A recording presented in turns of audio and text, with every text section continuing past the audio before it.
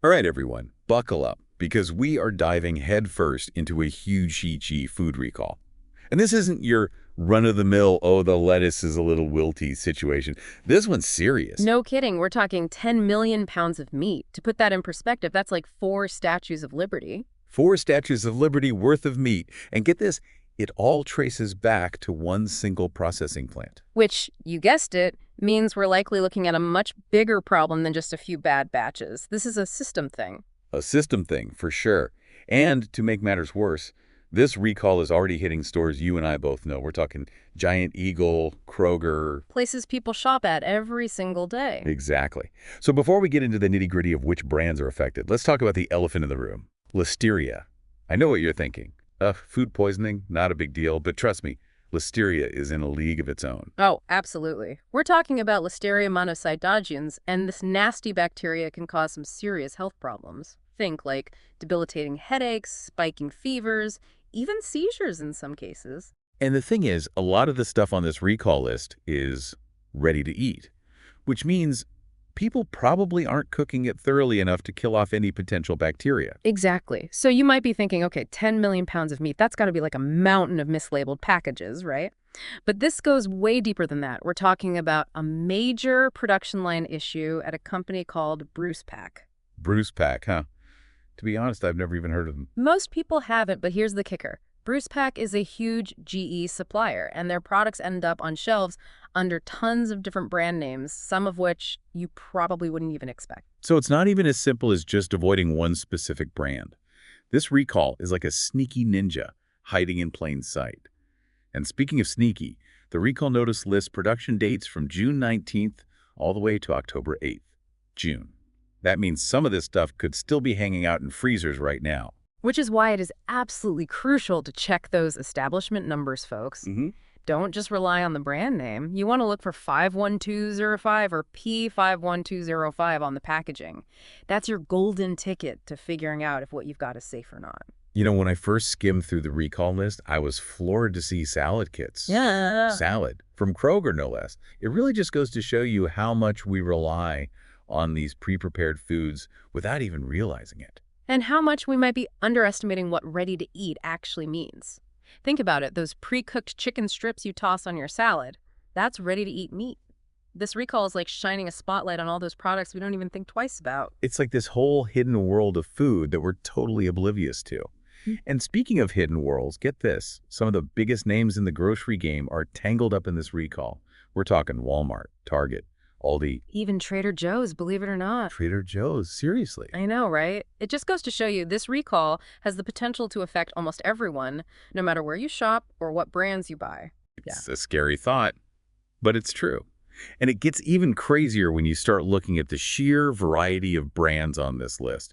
I mean, we're talking everything from diet brands like Jenny Craig and Atkins to get this Reds, you know, the wing place. You know, it just goes to show you how many different kinds of shoppers this is affecting. People trying to stick to a diet, folks looking for healthy, quick meal options, everyone really. Right.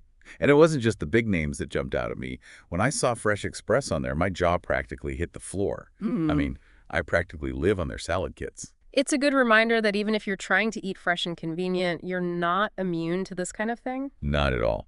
And to be honest, the whole thing can feel kind of overwhelming. You know, you've got this massive list of brands, different products, and then you've got to wrap your head around the whole establishment number thing, too. It's a lot to keep track of. It's like you need a crash course in deciphering food labels just to go grocery shopping these days. I know, right? But speaking of things that are a lot to keep track of, the thing that's really stuck with me, and maybe this is a little unsettling, is the date range on these products. June to October. We're talking a 4-month span here. Yeah, that's definitely a long time for these products to have been making their way around. Makes you wonder how many people might have something in their freezer right now and have no clue. Absolutely, and that's exactly why it's so important to stay vigilant. Don't just check your fridge once and call it a day. Make it a habit to check for updates on ongoing recalls. The USDA website is fantastic for that. Good to know. I'll have to check that out myself. This whole deep dive has really got me thinking about how fragile our food system is. We talked about how big of a supplier Pack is, how far-reaching their products are, and this recall really highlights just how vulnerable we are when something goes wrong, even if it's unintentional, at one of these major players. It's like a domino effect, isn't it? One thing goes wrong and it ripples out to impact everything and everyone down the line. Exactly. It makes you wonder what would happen if we had more variety in our food supply chain.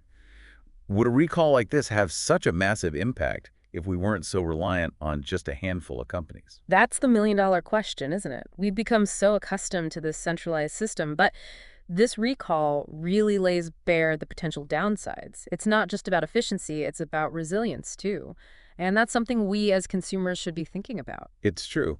And it's funny, I used to just completely gloss over those establishment numbers on food labels, but now Yeah. I'm looking at them like they hold the secrets to the universe. Right. It's like you've unlocked a secret code. And in a way, I guess I have. This recall has definitely been a wake-up call. It's about time we all start paying attention. Because understanding where our food comes from, how it gets to our plates, that's not just about avoiding recalls. It's about taking control of our health and demanding better from the food industry. You're preaching to the choir over here. But I'm curious, for the average listener out there who's probably feeling a little anxious about their next grocery run, what's your advice? Should we all be tossing out our fridges and swearing off prepackaged food for good? It's not about panicking, that's for sure. It's about taking a moment to be informed. Check those labels. Take note of those establishment numbers, and hey, maybe think twice before you toss that ready-to-eat meal in your basket without giving it a second thought. Easier said than done sometimes. Yeah. But you're absolutely right. It's about making informed choices. Exactly, because this recall is a pretty harsh reminder that even the most convenient options can come with risks we might not even be aware of. It's like we're getting a glimpse behind the curtain, and it's not always pretty. Not always pretty, but definitely important to see. I couldn't agree more. It really makes you stop and think, doesn't it? Yeah. Like maybe this whole thing, as scary as it is, could actually lead to some positive changes down the road. I think that's definitely a possibility. Sometimes it takes a big old wake-up call like this to get people to re-examine their habits and start demanding better.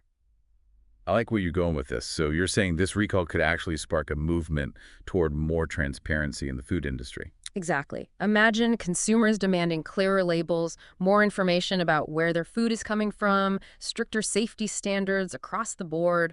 The list goes on and on. Now that's a movement I can get behind. It's like instead of feeling helpless against this giant system, we can actually use our voices, our choices as consumers to make a real difference. Right. And it's not just about individual consumers making different choices, although that's obviously super important.